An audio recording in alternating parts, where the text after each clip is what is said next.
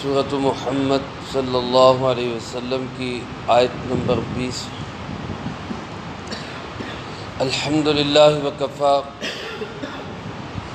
وسلام علی عبادہ الذین اصطفی، خصوصاً علی سید الرسل وخاتم الانبیاء وعلی آلہ واصحابہ الاتقیاء۔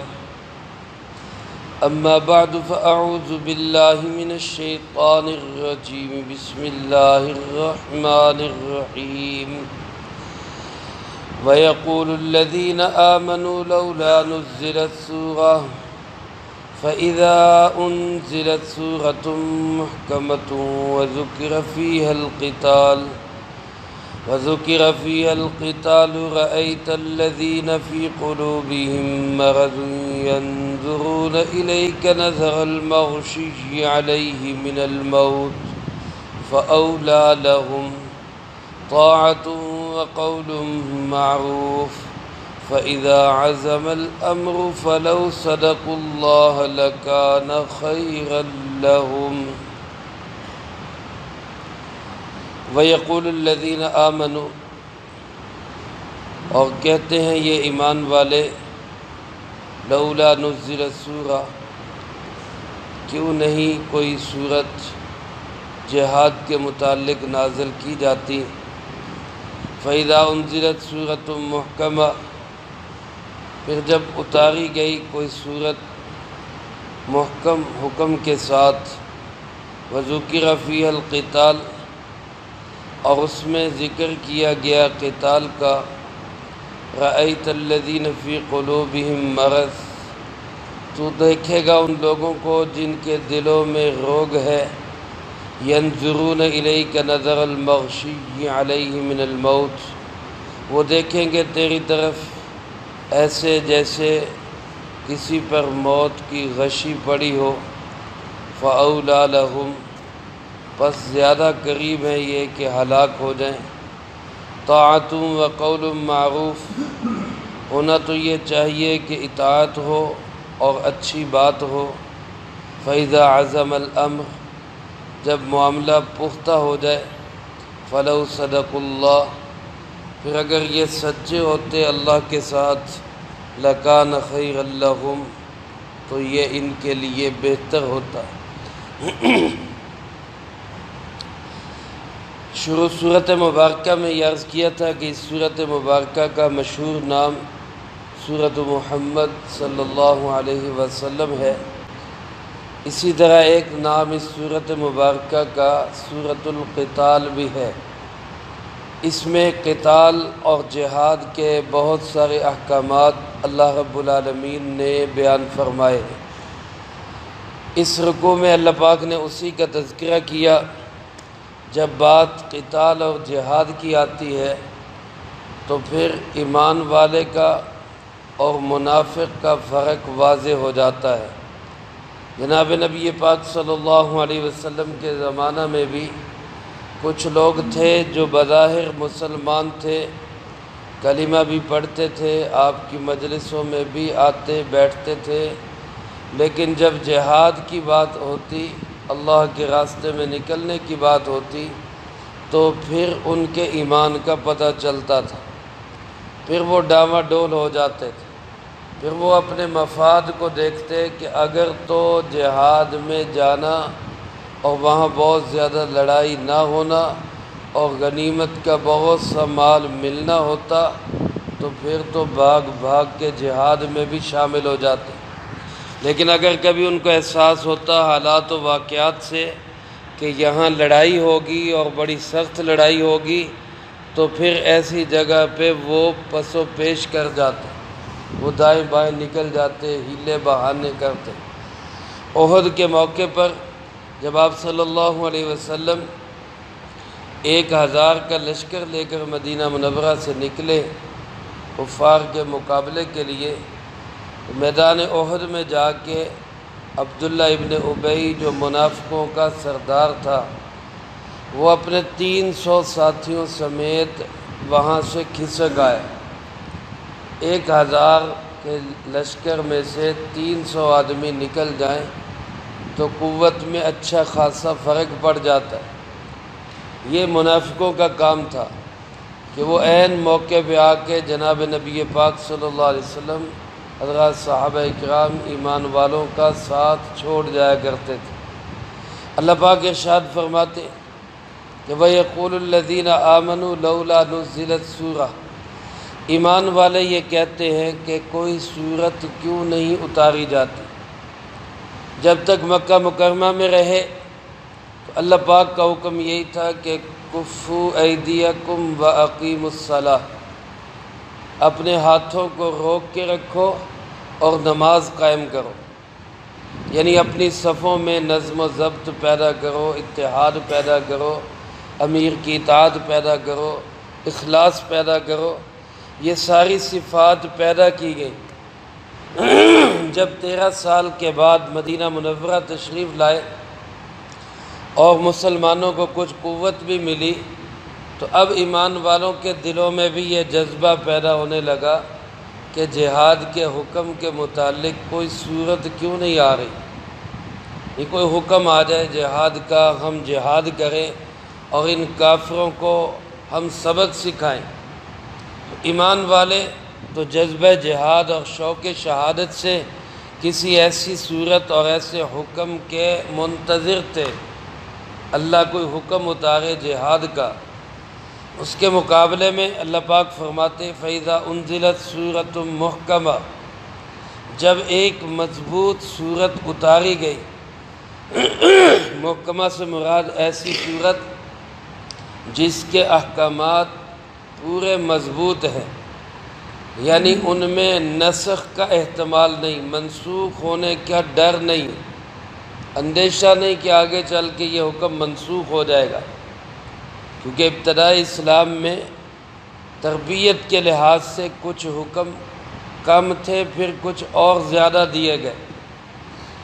تو جہاد کی جو آیات ہے یہ ساری کی ساری محکم آیات ہیں۔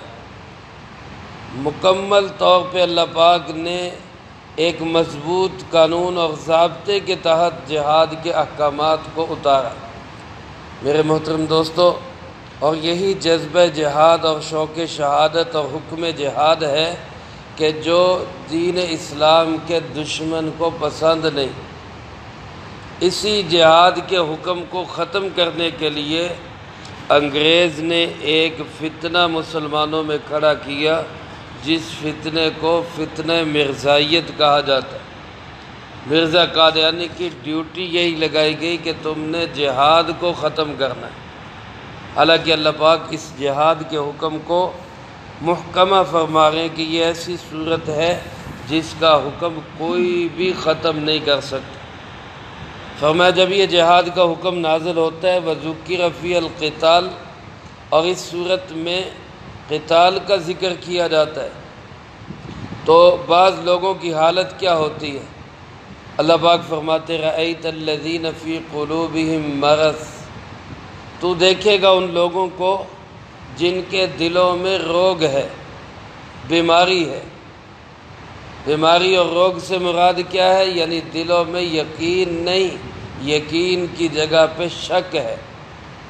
میرے محترم دوستو، میرا اور آپ کا 100% یقین ہے اور ہونا چاہیے کہ اللہ ایک ہے۔ میرا اور آپ کا 100% یقین ہے اور ہونا چاہیے کہ حضور سرور کونین جناب محمد مصطفیٰ صلی اللہ علیہ وسلم اللہ کے آخری نبی ہے۔ اگر اس میں کوئی بال برابر بھی شک و شبہ دل میں آتا ہے تو پھر یاد رکھیں ایمان ختم ہو جاتا ہے۔ ایمان، یقین، یہ شک کے مخالف ہے، متضاد ہے۔ یا ایمان ہوگا یا شک ہوگا۔ اگر ایمان ہے تو شک نہیں، اور اگر شک ہے تو پھر ایمان نہیں۔ یہ جو منافق لوگ ہیں ان کی بیماری یہی تھی، ان کا مرض یہی تھا کہ ان کے دلوں میں یقین نہیں، یقین کی جگہ پہ شک تھا۔ یہ رسول اللہ صلی اللہ علیہ وسلم کی رسالت کے متعلق بھی شک میں تھے، یہ اللہ کی وحدانیت اور قرآن کریم اللہ کی کتاب ہونے کے متعلق اس میں بھی یہ شک میں پڑے ہوئے تھے۔ تو اللہ پاک فرماتے جن کے دلوں میں روگ، بیماری اور شک ہے، جہاد کا حکم سن کے ینظرون الیک نظر المغشی علیہ من الموت، یہ آپ کی طرف ایسے دیکھیں گے جیسے وہ دیکھتا ہے جس کو موت کی غشی پڑی، موت کی بے ہوشی جس پہ طاری ہو۔ یعنی جہاد کا حکم سن کے جیسے ہمارے پنجابی میں کہتے ہیں ان کو موت پڑ جاتی، اب ہمیں لڑنا پڑے گا، اب ہمیں اللہ کے راستے میں نکلنا پڑے گا، اب ہمیں میدان جہاد میں اترنا ہوگا۔ اللہ پاک فرماتے ہیں ان کو ایک موت پڑ جاتی ہے، اب کیا بنے گا؟ فرمایا کہ یہ لوگ ہیں جو فَأَوْلَى لَهُمْ، ہلاکت کے زیادہ قریب ہے، یہ لوگ ہیں جن کو برباد ہی ہونا ہے دنیا کے اندر۔ ظاہر ہے پھر ایسا آدمی نہ وہ ادھر کا رہے گا نہ ادھر کا رہے گا، نہ اس کو دنیا میں کافر اپنا سمجھیں گے نہ اس کو دنیا میں مسلمان اپنا سمجھیں گے، تو یہ آدمی برباد ہو کے رہے گا۔ اللہ پاک فرماتے ہیں ہونا تو یہ چاہیے کہ طاعت و قول معروف، کہ مکمل اطاعت کرتے، فرما برداری کرتے، جو حکم آ گیا ہمیں تسلیم ہے، اور ہونا تو یہ چاہیے کہ قول معروف، بھلی بات کہتے، اچھی بات کرتے، یہ نہیں اگر جہاد نہیں کر سکتے تو کم از کم اپنی گفتگو سے، اپنے اندر کی باتوں سے، مشوروں سے، اسی سے جہاد کو تقویت دیتے۔ لیکن فرمایا ہوتا کیا ہے، اطاعت بھی نہیں کرتے، اس کی بجائے پروپیگنڈا کرتے، اس کی بجائے مسلمانوں کو کمزور کرنے کی باتیں کرتے ہیں۔ اللہ پاک ارشاد فرماتے چاہیے یہ تھا کہ فَإِذَا عَزَمَ الْأَمْرُ، جب ایک پختہ بات طے ہو گئی کہ جہاد کے لیے جانا ہے، فَلَوْ صَدَقُ اللَّهُ، تو یہ لوگ اگر اللہ کے ساتھ سچے ہوتے، یہ لوگ اگر اللہ رب العالمین کے ساتھ وعدوں کی پاسداری کرتے تو لَكَانَ خَيْرًا لَهُمْ، یہ ان کے حق میں بات بڑی بہتر ہوتی، دنیا میں بھی ان کا فائدہ ہو جاتا، آخرت میں بھی ان کا فائدہ ہو جاتا۔ لیکن ان لوگوں نے اللہ کی اطاعت اور رسول اللہ صلی اللہ علیہ وسلم کی اطاعت چھوڑ کر، جہاد چھوڑ کر، ان لوگوں نے اپنی مرضی کا راستہ منتخب کیا، جس کے نتیجے میں ان پہ ہلاکت پڑی اور یہ منافق کہلائے۔ تو میرے محترم دوستو، آج کے اس زمانے میں بھی میرے آپ کے دل میں جذبہ جہاد، شوق شہادت ہونا چاہیے۔ اللہ کبھی ہمیں موقع نصیب فرمائے دین کی خاطر اپنی جانیں بھی قربان کرنے کا، تو ہم انشاءاللہ اس سے بھی پیچھے نہیں ہٹیں گے۔ اللہ مجھے آپ کو سب کو اس کی توفیق نصیب فرمائے، جو کہا سنا اس کو زندگی میں لا کے دوسروں تک پہنچانے کی توفیق عطا فرمائے۔ اللہم انت السلام و منک السلام، تبارکت ربنا و تعالیت یا ذا الجلال والاکرام۔ اللہم اعنا علی ذکرک و شکرک و حسن عبادتک۔ اللہم احسن عاقبتنا فی الامور کلہا وأجرنا من خزي الدنيا وعذاب الآخرة۔ اللهم باقية كباقية الوليد، اللهم استر عوراتنا وآمن روعاتنا، اللهم إنا نجعلك في نحورهم ونعوذ بك من شرورهم، اللهم اكفنا بحلالك عن حرامك وأغننا بفضلك عمن سواك، اللهم اكفنا كل مهم من حيث شئت ومن أين شئت، رب اغفر وارحم وأنت خير الراحمين، رب ارحمهما كما ربياني صغيرا۔ اللهم ربنا ظلمنا أنفسنا وإن لم تغفر لنا وترحمنا لنكونن من الخاسرين، ربنا لا تزغ قلوبنا بعد إذ هديتنا وهب لنا من لدنك رحمة إنك أنت الوهاب، اللهم طهر قلبي من النفاق وعملي من الرياء ولساني من الكذب وعيني من الخيانة، فإنك تعلم خائنة الأعين وما تخفي الصدور، ربنا تقبل منا إنك أنت السميع العليم وتب علينا إنك أنت التواب الرحيم، وصلى الله على النبي الكريم وعلى آله وأصحابه اجمعین برحمتک یا ارحم الراحمین۔